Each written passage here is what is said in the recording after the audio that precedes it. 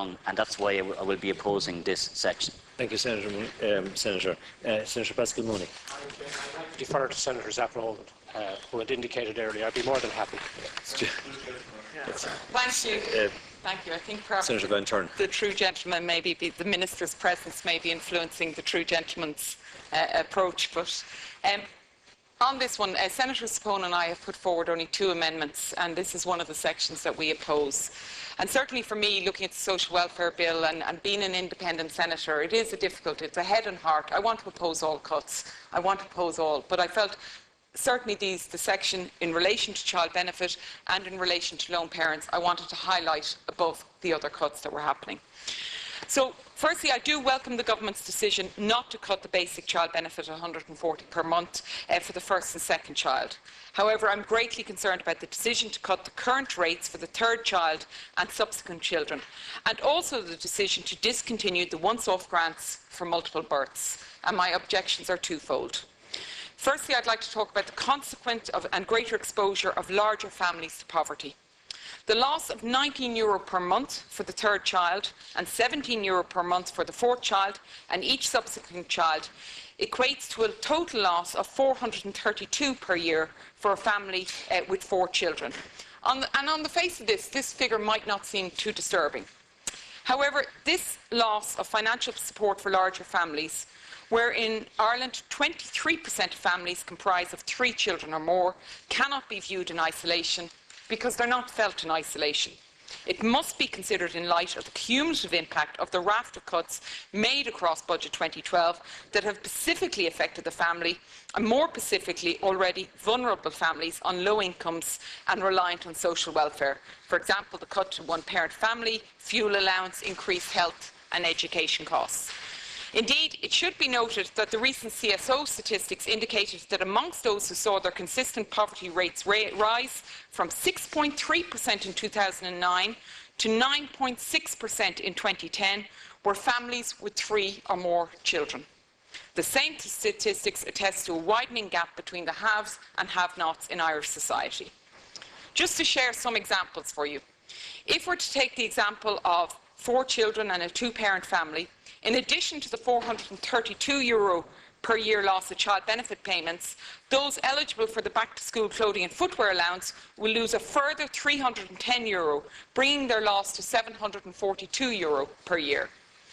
A family, again, of 4 children and 2 parents living in a rural area will lose €1,612 per year through the loss of child benefits, cuts to the back-to-school clothing and footwear allowance, and increases in fees under the school transport scheme. A family consisting of a lone parent with 2 children will lose €537 per year through cuts to the back-to-school clothing and footwear allowance, the fuel allowance, and the increased minimum contributions towards rent supplement. So they cannot be looked in isolation. The family as a unit of society is one the state is constitutionally obliged to protect. Yet, I believe there is genuine and growing concern from the organisations dealing with struggling families that these new cuts will push many over the edge into deprivation, poverty and despair, and further compound the misery for those who are already there. Where the family unit has children in it, it is the children that are most vulnerable, and any hardship felt within the family unit is most acutely felt by them. I heard Minister Burton earlier in the week in this House comparing child benefits payment in Ireland to that of Northern Ireland. And I would like to remind the Minister that while child benefit in Northern Ireland is indeed lower, their system affords a raft of other child-related benefits for those who qualify to compensate for this. Free school meals, free school transport, preferential maternity allowance, National Health Services allowance, the Health Start Strong scheme and the Sure Start maternity grant. Similarly, I can give you examples from France and Sweden, but I don't want to take up the time of the Senate today, to show you how they have additional child-related benefits that compensate for their lower baseline payment against our payment. So when we're comparing, we have to compare all. Secondly, I would like to talk about the importance of supporting and encouraging a high birth rate in Ireland. I think, for me, this decision in the multiple births on the payment, I think it lacks strategic thinking. This is the very time when we do need to be thinking outside the box. And I'm talking about birth rates here. We need to encourage and support a healthy birth rate in Ireland, which will in turn support sustained economic growth.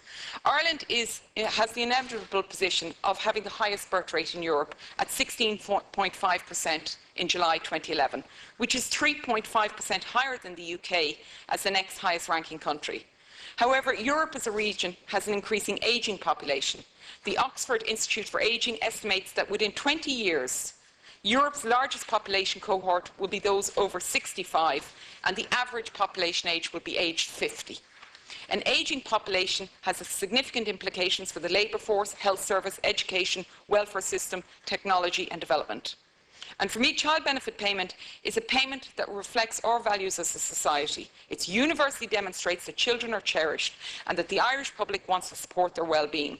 And I'm not just saying it has to be in benefit payments. If we were giving the payments to true services to families, I would support that. But at the moment, we don't. So taking the payment away, for me, is not acceptable.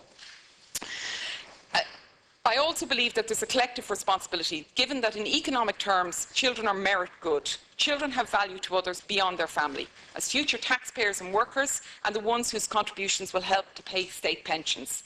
An MP, Frank Field in England, said, "I may not have children, but I need someone to have them if my pension is going to be paid." So in conclusion, I think the state has to send a signal that the country supports and encourages childbirth. The children are today our future of our economic recovery.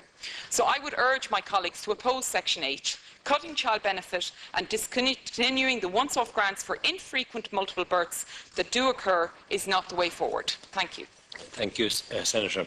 Senator Mooney. And may I put on the record certainly my appreciation, and certainly those on this side, and I'm sure the other side would agree, that the House is considerably enhanced, as indeed this debate considerably enhanced by the contribution of Senator van Turnhout, who has been an advocate of children's rights and protection of children's rights and interests for many, many years. I think I'm right in that the Senator will be stepping down from her position On Tuesday, as CEO of Children's Alliance, and I'm sure the House would like to join with me in thanking her and expressing the sincere appreciation for her outstanding contribution, in not only for her contribution to her job, but also in highlighting the objectives and aims of the Children's Alliance and bringing it more mainstream into the public arena, and to wish her successor well. But I have no doubt, considering her strong identification with the Children's Alliance, that she will continue to make a valuable input into their procedures and activities. I really could sit down at this point and say I have nothing further to add in terms